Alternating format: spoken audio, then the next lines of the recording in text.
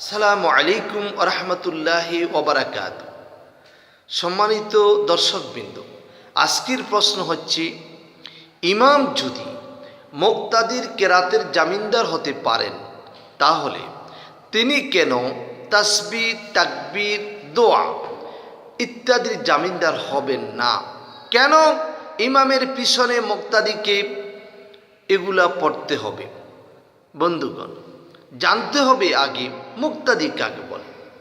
ইমামের পিছনে যিনারা ইক্তেদা করে নামাজ পড়েন তিনাদেরকে মুক্তাদি বলেন, আর যার অনুসরণ করেন বা করছেন তিনাকে ইমাম বলেন। পিছনে যারা আছেন তারা হচ্ছেন মামুমুন লিল ইমাম, অর্থাৎ ইমামের অনুসারী, এজন্য তাদেরকে মুক্তাদি বলে।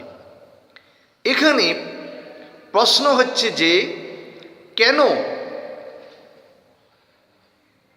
ইমামের পিছনে মুক্তাদিরা সামি আল্লাহু লিমান হামিদা বলবে, কেন সুবহান রব্বিয়াল আলা বলবে, কেন সুবহান রব্বিয়াল আযীম বলবে, কেন আল্লাহু আকবার বলবে? যেহেতু কেরাতের জামিনদার ইমাম সাহেব নিয়েছেন, তাহলে এগুলার জামিনদারও ইমাম সাহেব নেওয়া উচিত ছিল।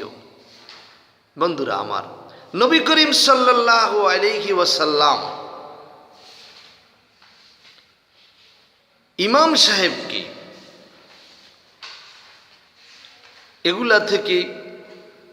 এগুলার জামিনদার থেকে তাকে মুক্ত রেখেছেন এবং মুক্তাদিকে এগুলা পড়তে বলেছেন। এগুলা মুক্তাদির জিম্মায় রেখেছেন। প্রমাণ মুসলিম শরীফের হাদিস। নবী করিম সাল্লাল্লাহু আলাইহি ওয়াসাল্লাম বলেছেন, ওয়াইজা কাব্বারা ফাকাব্বিরু ওয়াইজা রাফআ ফাইরফাউ ওয়াইজা ক্বালা ওয়ালাদ-দাল্লিন ফাকুলু আমিন। নবীজি বলেছেন, ওয়াইজা কাব্বারা ফাকাব্বিরু, যখন ইমাম সাহেব তাকবীর বলে তোমরাও তাকবীর বলো।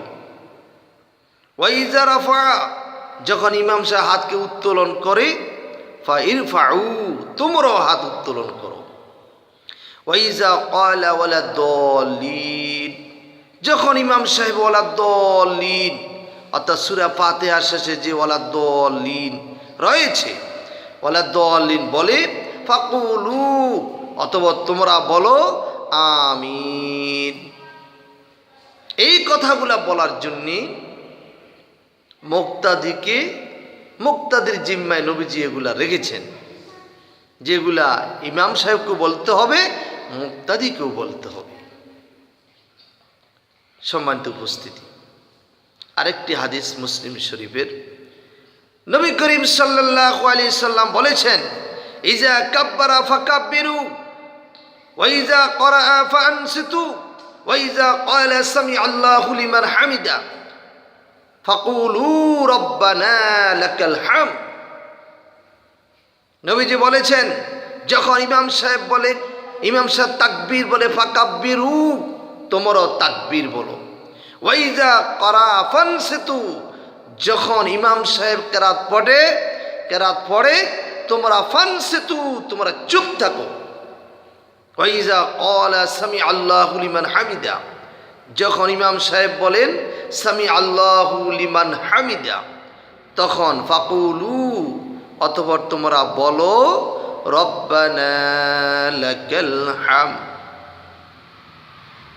এই কথাগুলা, এই বাক্যগুলো, শব্দগুলা বলার জন্যে নবী করিম সাল্লাল্লাহু আলাইহি সাল্লাম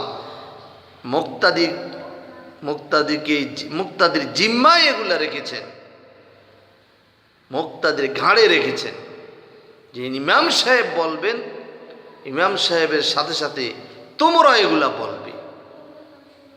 সুতরাং আর প্রশ্ন করার কোনো অবকাশ থাকে না যে কেরাতের জামিনদার যদি ইমাম সাহেব নিতে পারেন, তাহলে কেন তিনি